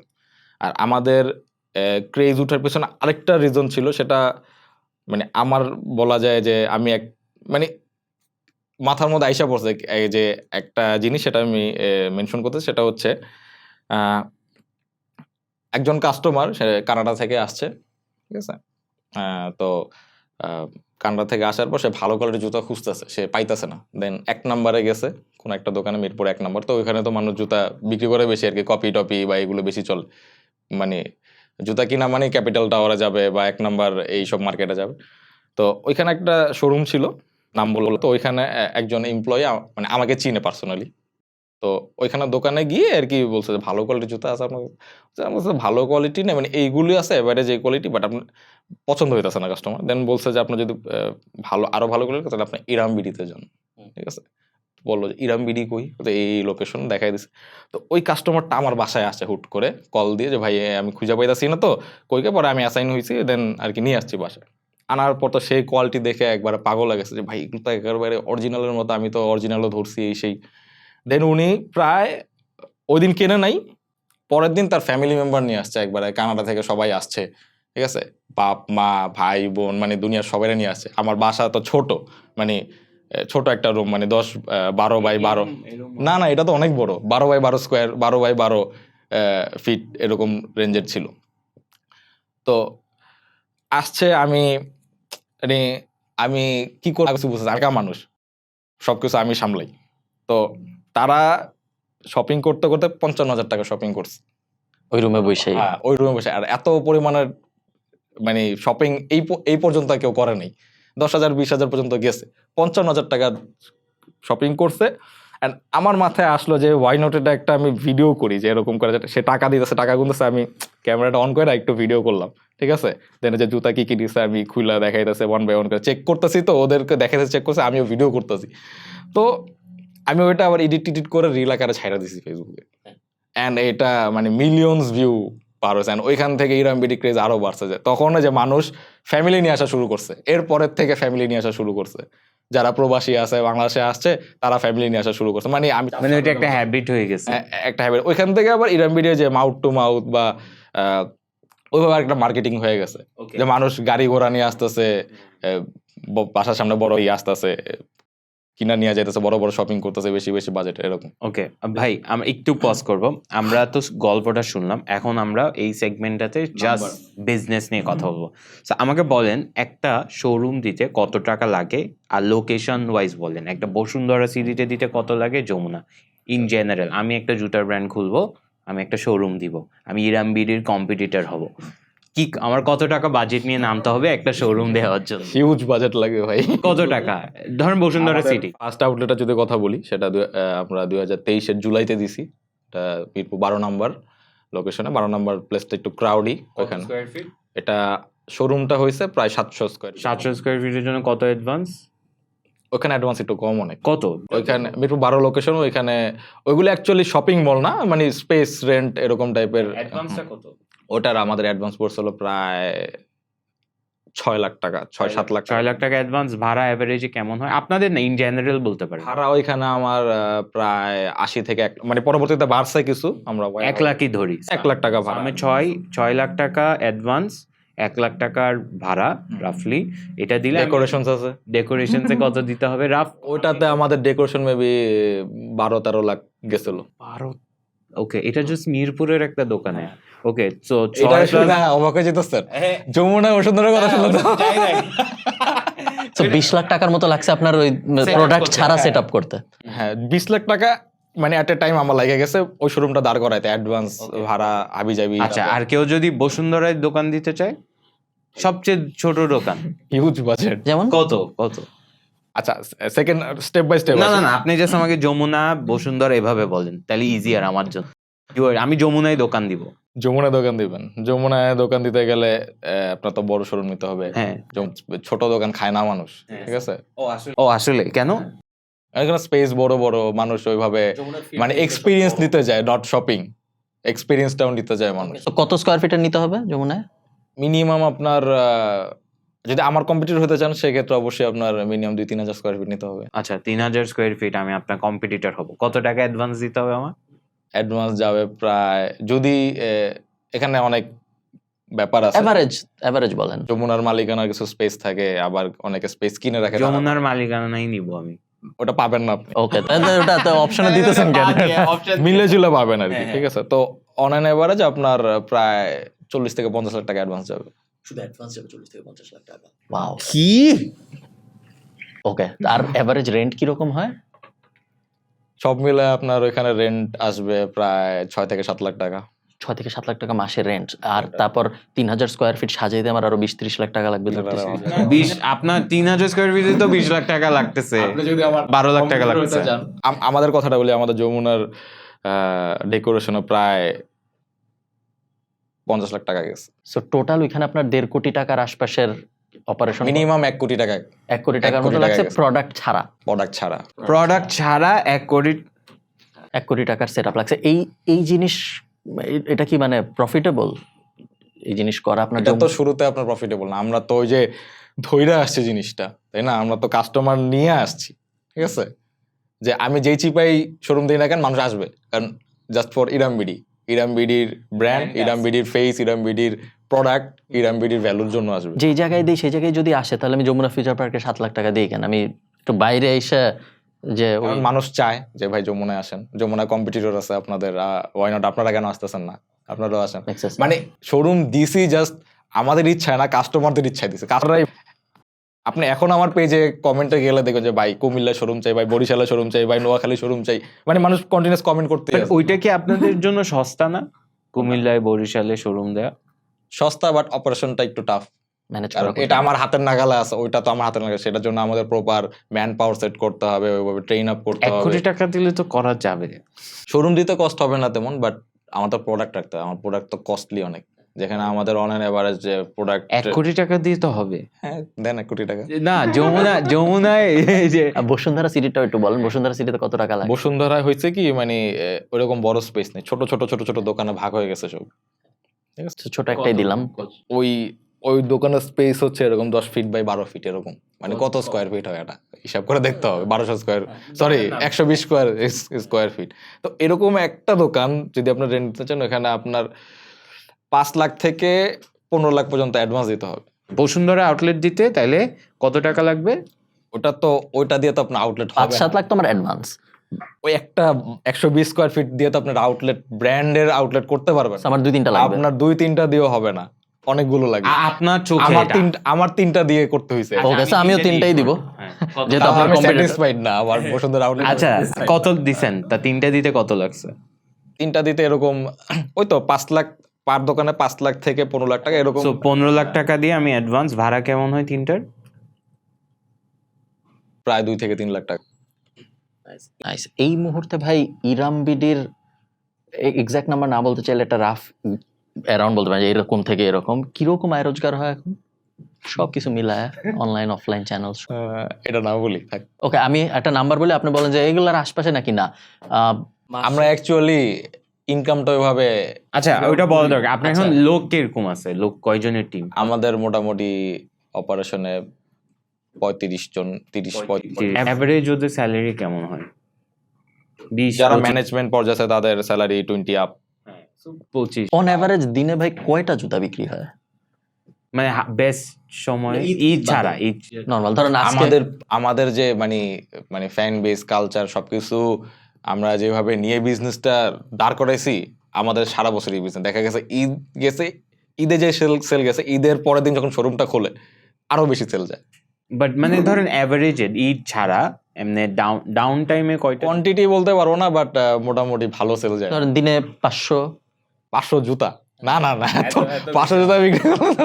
জুতা যদি ধরেন 5,000 টাকা অ্যাভারেজে, তাহলে কত হয়? না না ঠিক আছে, তাহলে দিনে দিনে 150 থেকে 100 এরকম এরকম।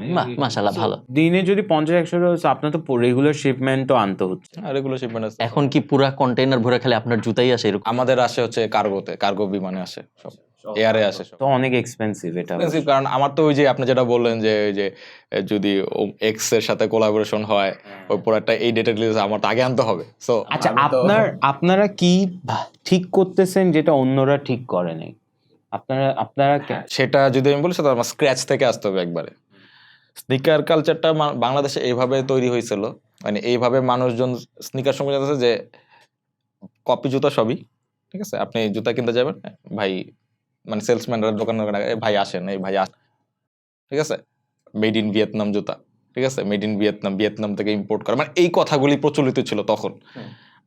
আমার এখানে যেটা বলি যে আমার টার্নিং পয়েন্ট যেটা ছিল, আমি কখনোই বলিনি ভাই, বলছি প্রথমে যখন ওই যে মেহেদি মার্কেটিং করতো এইগুলো বইলা বইলা, আমি পরে মানা করছি একদিন যে ভিয়েতনাম থেকে তো আসতেছে না জিনিসগুলি, যেটা আমি কেন বলবো, এইগুলি জুতায় লেখা আছে মেড ইন ভিয়েতনাম, ঠিক আছে, বাট এটা তো ভিয়েতনাম থেকে আসতেছে না। তো আমি বলছি যে না, আমি বিজনেস করবো একবার 100% সৎভাবে বিজনেস করবো, এখানে কোনো মিথ্যার আশ্রয় থাকবে না, ঠিক আছে, মানে আমার ইন্টেনশনটা এরকম ছিল। তো আমি কাস্টমার ভিডিওতেই এসে কাস্টমারদের আমি বলছি যে ভাই, কোনো জুতাই ভিয়েতনাম থেকে আসে না বাংলাদেশে, সবই চায়না থেকে আসে। ভিয়েতনাম লেখা থাকে, চায়না লেখা থাকে, ইটালি লেখা থাকে, অনেক কিছু লেখা থাকে, আপনি যদি নিতে মন চায় আপনি নিতে পারেন আমার থেকে, বাট আমি মিথ্যা কথা বলবো না আরো 10 জন মানুষের মতো। ভাই আমি আপনাকে একটা কঠিন প্রশ্ন করব নাকি করব না, বল। করেন। শিওর? ধরেন আপনি বলতেছেন যে আপনি অনেস্টলি কাস্টমারকে বলতেছেন যে ভাই এটা তো আসলে ভিয়েতনাম থেকে, এটা আমি চায়না থেকে আনি, কিন্তু জুতার গায়ে লেখা থাকে ভিয়েতনাম। সো আমি অনেস্ট, আপনি আমার কথা শুনেন, বাট ম্যাক্রো ভিউতে পুরা জিনিসটা তো ইললিগাল, তাই না? আমি যদি গ্লোবালি চিন্তা করি যে এটা তো আসলে নাইকি না, এটা নাইকির 101 রেপ্লিকা কপি। এখন আমি বুঝছি দুইটা একই জায়গায় বানায়, কোয়ালিটিতে আসলে তেমন কোনো ডিফারেন্সই নাই, বাট ওই ব্র্যান্ডের একটা জিনিস ওই ব্র্যান্ডকে টাকা না দিয়ে আমি বেচতেছি, সো জিনিসটা তো ইললিগাল। হ্যাঁ, রাইট। ইললিগাল একটা কাজের ভিতরে আমি একটা লিগাল জায়গা বানাইছি যে পুরো বিষয়টা ইললিগাল কিন্তু এই পার্টটুক লিগাল, এটা আমি কাস্টমারে বলতেছি ভাই এটুক কিন্তু লিগাল, আপনি আমার বিশ্বাস করেন। এই জিনিসটা আপনি, এই জিনিসটার বিষয়ে আপনার অবজারভেশনটা কি? মানুষ তো কিনতেছে, আমরা তো আসলে অরিজিনাল বলেও বিক্রি করতেছি। হ্যাঁ না তা করতে, ওই দিক দিয়ে আপনারা অনেস্ট, এটা আমার।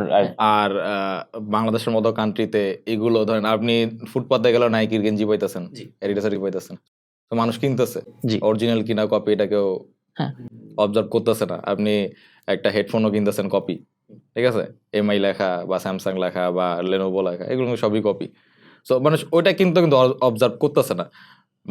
মানুষের ডিমান্ডটা এখন আছে আর কি, যে আমার লাগবে জিনিসটা, আমার কপি হোক বা অরিজিনাল হোক আমার লাগবে। বাট বাংলাদেশের মানুষের অনেকের অ্যাবিলিটি আছে অরিজিনাল কিনার, ঠিক আছে, বা অ্যাকচুয়ালটা কিনার, তারাও দেখা যেতেছে যে রেপ্লিকা কিনতেছে। তো ওই ডিমান্ড থেকে আমরা কাজ করতেছি আসলে। আর আমরা যদি মোরালিটির ভিত্তিতে বলি, ঠিক আছে, মানে ইসলামিক দৃষ্টিকোণ থেকে যদি বলি, সেক্ষেত্রে এই জিনিসটা ততটুকু পর্যন্ত যায় যতক্ষণ না আমি কাস্টমারদের আর কি আমি বলতেছি না যে ভাই এটা। আচ্ছা, ওইদিকে আমরা না যাই, ওটা একটু গ্রে এরিয়া হয়ে যাবে। আমাকে একটু এটা বলেন, যখন আপনি বা যে কেউ বলে এ গ্রেড 1:1, এইটার ডিফারেন্সটা কি আদৌ কি এটা কোনো ডিফারেন্স? এটা তো জুতা গায়ে লেখা থাকবে না, জুতা গায়ে লেখা থাকবে। সো ধরেন লোগো যদি বাঁকা হয় ওটাকে কোন গ্রেড বলে, লোগো যদি হুবাহু হয় কোন গ্রেড বলে? লোগো যদি বাঁকা থাকে এটা অ্যাকচুয়াল কপি হলো না, কপি না। আচ্ছা, আর তারপর আর আমি এটা বুঝবো কেমনে?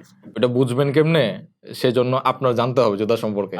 যদি আপনি বুঝতে চান অ্যাজ এ কাস্টমার হিসেবে যে হ্যাঁ জুতার এই পার্টের লেদারটা তো সোয়েট থাকে, এই পার্টের লেদারটা তো সিনথেটিক থাকে। আচ্ছা একটা মিনিট, এটা যখন চায়না থেকে আসতেছে ওরা যদি আপনাদেরকে 2 নাম্বারটা ধরে? 2 নাম্বার, কারণ ওটা তো আপনি টাকা দিয়ে নিয়ে আমার আনতেছেন। হচ্ছে চায়নাতে ফ্যাক্টরি থেকে সাপ্লায়ার থেকে এই সবকিছু সেট আপ করা, মানে এখানে মানে ফ্রড হওয়ার কোনো চান্স নাই। একটা জুতা ভাই ধরেন একজন একটা আসল এয়ার জর্ডান কিনলো এবং সে একজন একটা 1:1 copy, best copy. Best copy air Jordan কিনলো। দুইটা জুতা দেখতে তো সেম আমি বুঝছি, বাট আসলেও কি সেম? ধরেন পরার পরে পুরো জিনিসটা কি আসলে একই, যে খালি একটা ওই ব্র্যান্ডের নামের কারণে এত দাম, আরেকটা আমি আসলে বলবো যে 90 to 95% সেম।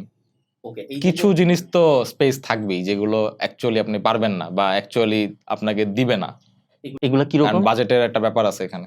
এই 5-10% মধ্যে কি যেমন জিনিস? আপনার দেখা যায় যে লেদারটা আপনার অ্যাকচুয়ালটা থাকবে না, একটু টুইন করা থাকবে, কিন্তু কালার সেম থাকবে। কালার সেম থাকে, আপনার হ্যান্ড ফিলটাও সেম পাবেন। ঠিক আছে, দেখা যায় লেসটা আপনার অ্যাকচুয়ালি যেরকম দিতেছে ধরলে যে ফিলটা আসে আপনি কপিতে সেরকম ফিলটা পাবেন না। ঠিক আছে, মনে করেন আমি 1 কিলোমিটার হাঁটবো, আমি এয়ার জর্ডান পরে হাঁটলাম ভার্সেস 1:1 মাস্টার ওটা পরে, আসলে তো কোনো ডিফারেন্স নাই, তাই না? আমার কোনো হাঁটাতে পায়ে, কোনো পার্থক্য নেই। মনে করেন আমার লং টার্মে পায়ের ক্ষতি হইতেছে বা জর্ডান- ফসকা পড়ে যাইতেছে, জর্ডান পরলে আপনার এমনি ভালো লাগবে না ভাই, আপনি হাইটা মজা পাবেন। আমাদের কাছে অরিজিনালও আছে শপে, ঠিক আছে। আমি অরিজিনালটাও কোনোদিন পরি নাই, অন্যটাও কোনোদিন পরি নাই। আমি জাস্ট জানতে চাইতেছি, অনেকে বলে যে রেপ্লিকা আমি কিনবো না কারণ আমার পায়ের ক্ষতি হইতে পারে, আমার পায়ে এরকম কোনো রিজন নেই। আসলে সেম। এটা ডিপেন্ড করে কোন কোয়ালিটির রেপ্লিকা। হ্যাঁ। আপনি বাজে কোয়ালিটির রেপ্লিকায় কিন্তু পা ব্যথা করবে। হ্যাঁ, পা ব্যথা করবে, এটা জুতা স্ট্রাকচারের উপর ব্যাপার। কিন্তু আবার ধরো আমি যখন নর্মাল একটা জুতা পরতেছি, ধরেন আমি বাটার একটা জুতা পরতেছি, ও তো রেপ্লিকাও না কিছু না, নর্মাল একটা জুতা, ওটা পরলে তো আমার পায়ে ব্যথা করে না। করে না ওটা। বাটার যে ব্যাপারটা আমি বলি, বাটা জুতা বানাইতেছে কিন্তু তাদের নিজস্ব ডিজাইনে, আর এই জর্ডান গুলো বলেন বা এয়ারফোর্স গুলো, এগুলো কিন্তু কপি ডিজাইন দিয়ে হইতাছে, মানে কপি করে হইতাছে। দিন শেষে ওই জুতা বানাইতেছে, এরাও জুতা বানাইছে, ঠিক আছে। এখন ওই যদি এখানে নাইকির লোগো না লাগায় যদি ইরামের লোগো লাগাতে, তাহলে এটা অরিজিনাল হয়ে যেত। জিনিসটা এরকম, বুঝতে পারছেন? আমি আমার লাস্ট প্রশ্ন, আপনার কি আর আছে কিছু? আমার লাস্ট প্রশ্ন হচ্ছে, ইরাম বিডি কেন নিজের ডিজাইনে জুতা বানাচ্ছে না? আচ্ছা, মানুষ জুতা ওই যে কিনে কি জন্য? স্টাইল। Style, fan base. জর্ডানে ওইটা রিলিজ হয়েছে, আমার এটা লাগবে, ঠিক আছে। এয়ারফোর্সের এটা রিলিজ হয়েছে, এটা আমার লাগবে। আমি যদি নাইকির লোগোর জায়গায় ইরামের লোগো লাগাই দিই, মানুষ সেটা কিনবে না। না মানে আমি ব্যাপারটা এরকম না যে লোগোটা বা ডিজাইনের জন্যই যদি কিনে, যেহেতু আপনি বলছেন বাংলাদেশে জর্ডানের জন্য কিনে না, স্টাইলের জন্য কিনে, কালার ওয়েটার জন্য। এটার অ্যান্সারটা আমি ডিফারেন্ট ভাবে দিই। সেটা হচ্ছে আমাদের এখন মানে 2023 সাল থেকে এখন পর্যন্ত আমাদের অনেক বড় একটা কাস্টমার বেস হচ্ছে যারা বাইরে থাকে। তো যারা বাইরে যাইতেছে তারা কিন্তু ওই ইরামের লোগোওয়ালা জুতা, না ওইটা কিনবে না। আচ্ছা, আমি এটা জানতাম না। ওদের মেইন জিনিসটা হইলো ওরা আসবে এখান থেকে, ওই সেম জিনিসটা হয়তো একটু কম দামে কিনতে পারতেছেন সেম, এছাড়া বাকি সব সেম, এবং তারপর ওখানে যাওয়ার পরে ওই ইকোসিস্টেমে বাকি সবাই আসলটা পড়ছে, ওর আসল পড়ে, বাট সব সেম আসলে, সো ওর লাভ তো হচ্ছে। আমাদের বড় একটা কাস্টমার কিন্তু বড় যায় 50% কাস্টমার আমাদের বাইরে, যারা যাইতাছে বাইরে, যে হ্যাঁ ভাই অমুক তারিখে যাইতাছি পড়াশোনা করতে ইউকেতে, আসতেছি আপনার শোরুমে, মানে এরকম কাস্টমার থাকে। বা যারা বাইরে থাকে ভিডিওস গুলো দেখে, দেন তারা বাংলাদেশে আইসা একটা মানে টার্গেট থাকে যে ইরাম বিটিতে যাইবো, বাংলাদেশে আইসা ইরাম বিটিতে যাইতেই হবে, যা 10টা পেয়ার জুতা কিনা আবার ব্যাক করতে হবে, মানে এরকম একটা কাস্টমার বেস আছে আমাদের। আপনাদের কম্পিটিটর যারা আছে ওদের সাথে আপনাদের অ্যাকচুয়ালি ডিফারেন্সটা কি? কারণ আমার জানার মতে চায়না থেকে আনতেছেন, একই ফ্যাক্টরি থেকে আনতেছেন, একই জায়গায় শোরুম, একই সাইজের শোরুম, একই অলমোস্ট কালার ডিসপ্লে, সব কিছুই একই। তো ডিফারেন্সটা কোথায়, আর কেন আপনার থেকে নিবে ওর থেকে নিবে না, বা ওর থেকে নিবে আপনার থেকে নিবে না? এটার পিছনে অনেকগুলো প্যারামিটার আমরা সেট করছি। প্রথমত আমাদের রিটার্ন পলিসি আছে, ওকে, ঠিক আছে। আমরা কাস্টমারদের মানে আমাদের ডিলটা এরকম হয় যে ভাই আপনি আমাকে টাকা দিচ্ছেন, এটা আপনার টাকাটা আমাদের কাছে আমানত, ঠিক আছে। আমরা এটা 7 দিন পর্যন্ত আমানত, আপনি 7 দিনের মধ্যে এসে যেভাবে জুতা নিচ্ছেন সেভাবে ফেরত দিয়ে আপনি টাকাটা ব্যাক করতে পারবেন। প্রথমত যদি আমি ধরেন 1:1 নিয়ে আপনাদের থেকে বেস্ট রেপ্লিকা নিয়ে আমি যদি না ওই শোরুমে যাওয়ার দরকার নেই, আমি ধরেন আরেকটা কপি ঢুকাই দিই, আপনার স্টাফ কি বুঝবে? আমি তো হ্যাঁ বুঝবে তো অবশ্যই। আমিনের মাথায় সব আজাইরা বুঝছেন, আমি নিয়ে যাবো আরেকটা। আমাদের মেসেজটা এরকম যে ভাই আপনি আমাদেরকে জুতা কিনে আপনারা 10টা শোরুম ঘুরেন, রাইট? 10টা শোরুম ঘুরে কেনার পর তো আর ঘুরবে না ভাই। না না না না, কিনা তো ঘুরে অনেকে দেখে। তারপর মিলান, এটা মিলান আপনি দেখেন, যদি আপনার মনে হয় যে না সেম জিনিস আপনি বেশি দাম রাখছেন বা আপনারটা কোয়ালিটি বেটার সেজন্য বেশি দাম, ঠিক আছে, আরেক জায়গায় কোয়ালিটি মিলতেছে না বা আরেক জায়গায় আপনি কম দামে পাচ্ছেন সেম কোয়ালিটি, তাহলে আমার জুতা ব্যাগ দেন, আপনি ব্যাগ দিয়ে টাকা নিয়ে যান, আপনি অন্য জায়গা থেকে কিনে, সমস্যা নেই, ঠিক আছে। এটা হচ্ছে একটা পয়েন্ট। আরো পয়েন্ট আছে যে আমাদের কালেকশন, আমি যেভাবে রিসার্চ করে প্রোডাক্টগুলো আনি, আমি যেভাবে কালচারটা মেনটেন করি, আমি নিজে যদি জুতো পরি না, ঠিক আছে, বাট আমি মানুষের কালচারটা, মানুষের টেস্টটা বুঝি যে হ্যাঁ এই জিনিসগুলো রিলিজ হইতেছে, আমি নিউজগুলো রাখতেছি, আমি ডিজাইনগুলো দেখতেছি, আমি ওই যে একটা প্ল্যাটফর্ম আছে নাম স্টকএক্স, এখানে সব হ্যাঁ জুতাগুলো রিসেলে বিক্রি হয়, তো আমি ওই জিনিসটা মেনটেন করতেছি যে হ্যাঁ কোন জুতার অরিজিনাল ভ্যালু বাড়তেছে কমতেছে, কোনটার দাম কোটি টাকা, কোনটার দাম লাখ টাকা হইতাছে, এই জিনিসগুলো যে মেনটেন করে সবাই আনে না ভাই, সবাই জানে না এগুলো, ঠিক আছে, জানলেও ভাই বুঝে না। আমি এই জিনিসগুলোই বিগত 2-3 বছর ধরে আমি এগুলো রিসার্চের মধ্যে আছি, যার কারণে আমাদের যে কালেকশন, আপনি ওই কালেকশনটা বা ওই কালার ওয়েটা বা ওই ভাইবটা অন্য জায়গা পাবেন না, যার কারণে মানুষ দিন শেষে ওই যে ডিজাইন কালার ওই জিনিসগুলো তো মানুষের মাথায় থাকে যায় না, আমার ওই জিনিসটা লাগবে, তো ওই জিনিসটা ইরামবিডিতে আপনি পাবেন। আপনাদের যদি জুতা লাগে আপনারা অবশ্যই ইরামবিডি খুঁজে বের করবেন, এবং ইরামবিডি অনেক জায়গায় আছে, আরো অনেক জায়গায় হয়তো অ্যাভেলেবল হবে, আপনারা খুঁজে বের করে জুতা কিনবেন ইরামবিডি থেকে, free promotion. Thank you so much ভাইয়া, এটা অনেক মজার একটা আলাপ হয়েছে। হোপ আমরা নেক্সট সিজনে আরো অনেকগুলো আউটলেট নিয়ে ডিসকাস করবো। Thank you so much for watching, like, follow, share, bye bye, দাদা।